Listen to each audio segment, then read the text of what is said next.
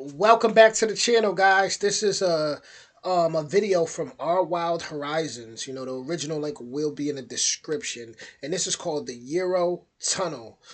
Step by step drive through. What to expect now?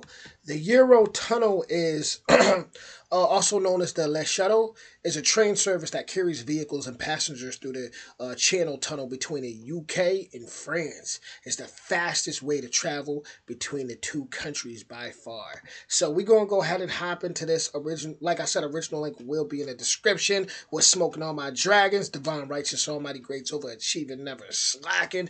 We flying over the pond again, and here we go. Today is the day that we're finally off to France. We're going to take the Eurotunnel and show you what it's like. So first things first, just follow these signs here. Pretty straightforward. There are lots of signs like this.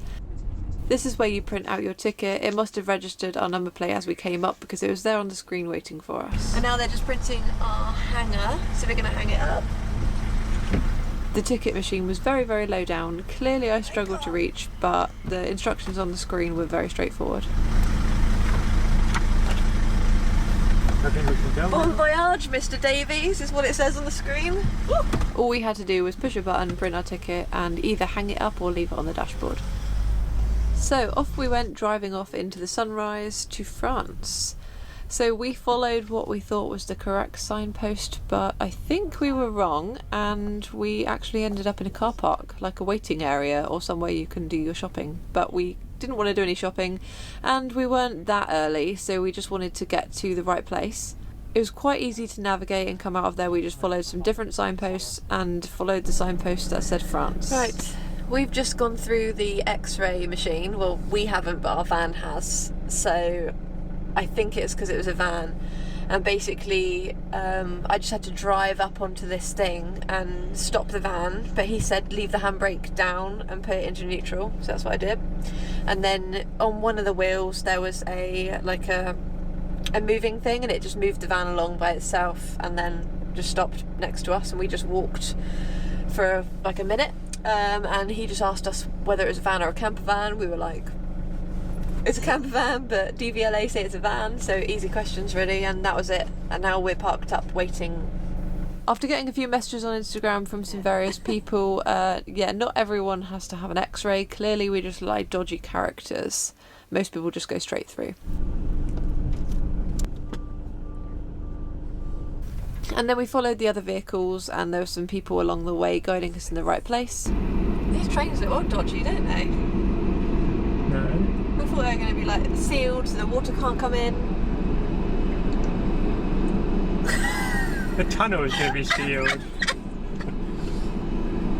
Obviously I was just joking about that.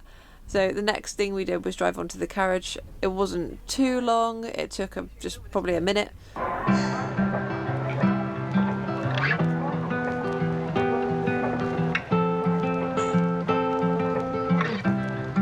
I did not expect that tunnel to look that thin, like that closed in. I didn't at all. I've been obviously in the Lincoln Tunnel. I'm from New York, and they're just so wide, the tunnels out here.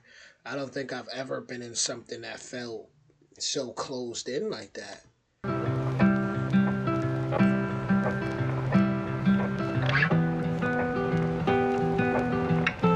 Eventually we came to a stop and the doors closed. There were a few safety announcements in both French and English. So here's a quick recap of the experience so far. So right now we are on the train thing, not in the tunnel because the train thing will go under the tunnel, but we're in here. And it was really, the whole thing was so easy. Like so first of all we went and just pressed a button on the screen. It had already noticed our number plates, that was already done, and it already knew Jake who booked it. It said his name on the screen and the time that he booked it, so we just clicked yes, ticket came out. Went to a thing and they checked our passports, and that took like 30 seconds. Then yeah, had the X-ray thing, and then we drove off. He didn't even look at our passports in the next bit. We kind of just like held them up and he was like, yeah, cool, go through. And then we waited for a while. And then eventually we drove around and they just followed the signs to this bit. So very, very easy. Nothing better than having things done simply done. So much love for making the process easy, nothing crazy. It's meant to take exactly 35 minutes, and it did. So 35 minutes later, the doors reopen.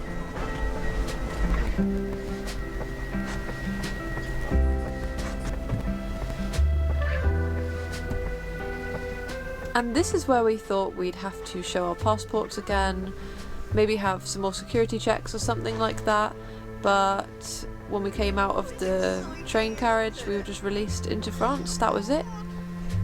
We didn't know where we were going, so we got to the end of the road and just chose to turn right because everyone else was. And then you can head off to whatever destination is going to be your first. That is, I'm not gonna lie, that is awesome. Like, that is an awesome experience. Incredible. And it's, wow, that was cool.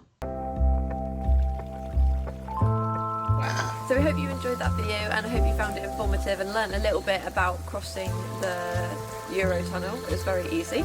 Yeah, it wasn't the most exciting video, but we felt we needed to show that. But now look, we are in the wilderness near the south of France, near Strasbourg actually, and we've made a few stops along the way in Champagne region, but here is where the adventure truly begins. So if you want to follow our adventure, feel free to subscribe and hit this like button so that we know you've enjoyed watching our Eurotunnel experience. And yeah, let's go to the mountains. Shout out to them. That was awesome. Just how easy it was. I didn't know about the Channel Tunnel that links England to France. It says it's been operating since 1994, so since I was 1 year old. That's pretty cool. That is pretty cool. I'm not gonna lie. I've never I've never, like, all I know about where I live, for example, if you want to get to Canada, there's like a long bridge you gotta cross to get to Canada. If you're coming in through the north from the northeast, I'm not sure how it works like on the west coast, but which now I'm curious about. But like British Columbia, hold on, British Columbia, because Canada is so big. Like, I don't think people realize that Canada is actually very, very big.